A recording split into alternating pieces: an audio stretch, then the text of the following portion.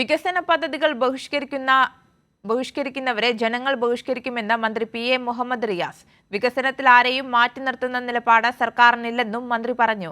കോഴിക്കോടിന്റെ ദീർഘകാല ആവശ്യമായ മാനാഞ്ചിറ വെള്ളിമാടുകുന്ന് റോഡ് നിർമ്മാണ പ്രവൃത്തി ഉദ്ഘാടനം ചെയ്ത് സംസാരിക്കുകയായിരുന്നു മുഹമ്മദ് റിയാസ്. 2 പതിറ്റാണ്ടിലേറെയായി കോഴിക്കോട് നഗരം ആഗ്രഹിച്ച പദ്ധതിയാണ് യാഥാർത്ഥ്യമാവാൻ പോകുന്നത്. മാനാഞ്ചിറ വെള്ളിമാടുകുന്ന് റോഡ് നിർമ്മാണ പ്രവൃത്തി ആരംഭിച്ചു. 8.34 കിലോമീറ്റർ ദൂരം വരുന്ന റോഡ് നവീകരിക്കാൻ സർക്കാർ അനുവദിച്ചത് 482 കോടി രൂപ. സ്ഥലമേറ്റെടുക്കലിന് മാത്രം വേണ്ടി വന്നത് 344.5 കോടി രൂപ.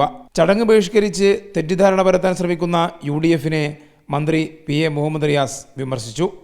കുറേ തെറ്റായ പ്രചരണങ്ങൾ ഇതിൻ്റെ ഭാഗമായി നടന്നു. ഞാനതിൻ്റെ മറ്റു വശങ്ങളിലേക്കൊന്നും കിടക്കുന്നില്ല. മറ്റു കാര്യങ്ങളിലേക്ക് കടന്ന് വിവാദത്തിന് പ്രാധാന്യം കൊടുക്കാൻ ആഗ്രഹിക്കുന്നില്ല.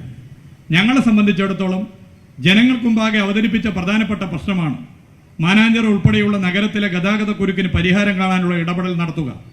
എന്ത് വിവാദം വന്നാൽ, എന്ത് പ്രതിസന്ധി വന്നാൽ ഈ പദ്ധതിക്ക് അള്ളുവെക്കാൻ ഏതൊക്കെ ശക്തി ശ്രമിച്ചാലും ജനങ്ങളെ അണിനിരത്തി ആ പ്രതിസന്ധിയെ തട്ടിമാറ്റി LDF സർക്കാർ മുന്നോട്ട് പോവുക തന്നെ ചെയ്യുമെന്നുള്ളതിന്റെ ഉദാഹരണമാണ് ഈ കാണുന്ന ജനാവലി എന്നുള്ളത് ചൂണ്ടിക്കാട്ടാൻ ഞാൻ ആഗ്രഹിക്കുന്നു.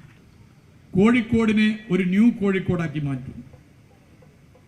ഡൽഹി ന്യൂഡൽഹി ആയതുപോലെ ഭാവിയിൽ കാലിക്കറ്റ് ന്യൂ കാലിക്കറ്റായി മാറുന്ന അഭൂതപൂർവമായ വികസന മുന്നേറ്റമായിരിക്കും ഈ റോഡുകൾ. മലാപ്പറമ്പ് നിന്ന് വെള്ളിമാടുകുന്ന് വരെയുള്ള ഭാഗം ദേശീയപാത 766-ൽ ഉൾപ്പെടുന്നതാണ്.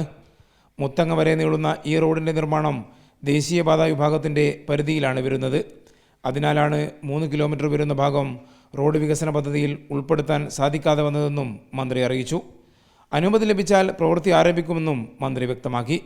ഇത് മറച്ചുവെച്ച് ജനങ്ങളെ തെറ്റിദ്ധരിപ്പിക്കാനുള്ള ശ്രമം നടക്കുന്നതായും മുഹമ്മദ് റിയാസ് പറഞ്ഞു.